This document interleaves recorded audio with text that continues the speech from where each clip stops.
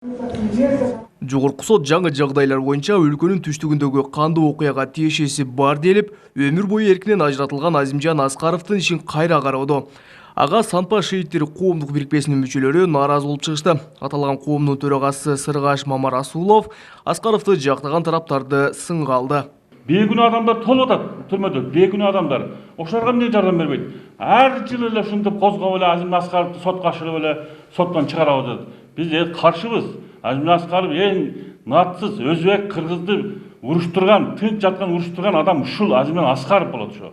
Муну чыгарышканга эч сотторго немелерге ИПлар давление кылып аларды чыгарасын деп. Аталган коомдук бирикменин мүчөсү Кеңеш Калбаев болсо, оор айып менен өмүрүнүн аягына чейин эркинен ажыратылган адамдын жазасы жеңилдеп, же бошотуларынан кооптонууда. Ал Азимжан Аскаров башкаларга сабак болуусу үчүн өмүр бою жазасын алышы керек деп эсептейт. Эки улутту чагыштырган үчүн бул өмүр бою ошол жерде жатып жазасын алыш керек. Бул кийинки муундарга сабак болуш керек. Экинчи бирөө кайталабай тургандай болуш керек. Азыр Азимжан Аскаров чыгарып берсе, эртең күн дагы кайталанбайт деп ким айта алат? Ошон үчүн ушу сабак болуп, ошо киши өмүр бою ошо түрмөдө отуруш керек. Азыр аны чыгарып берсе, эртең күн дагы бирisi чыгат.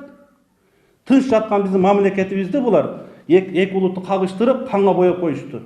Азимжан Аскаровдун иши жаңы жагдайларга байланыштуу 25 февралда жогорку сотто каралмак, бирок айрым себептер менен ал башка күнгө жылдырылды. Отурумга качкан Аскаровдун жубайы Хадича Аскарова жолдошунун абалы оор экенин жана 10 жылдан бери күнөөсүз түрмөдө олтурганын журналисттерге билдирген.